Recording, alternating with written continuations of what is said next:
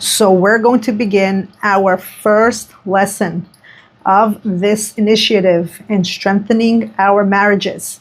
The lesson is going to come from this book, Woman to Woman, my favorite book. I got it over 20 years ago when I got married.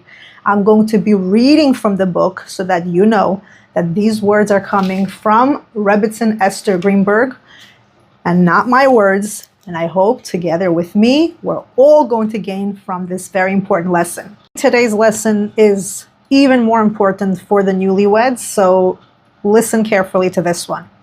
The balance of the marriage changes constantly. When you first get married, there are only the two of you. During the first year of marriage, you build a very close relationship together, especially if you had guidance before you get married. Then, the first child comes along and that balance changes. If you are a wise woman, it then becomes a closer knit family that you and your husband will share together with the baby. But some women are not that smart.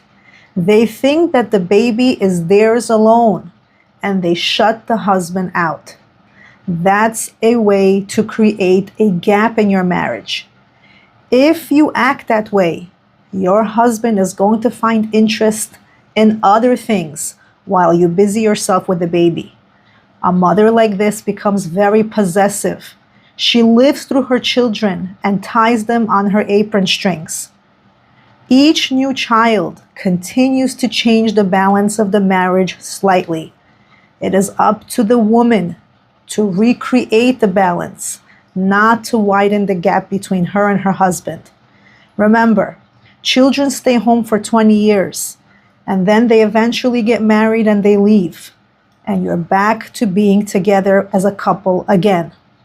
There have been marriages where there were terrible crises, where the husband and wife were not able to find common ground once their children got married off.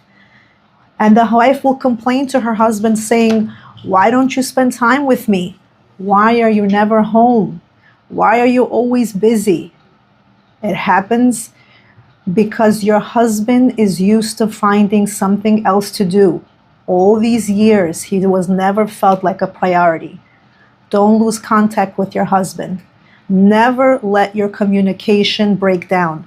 It can't be stressed enough. Women, remember, the most important thing in your marriage is your husband.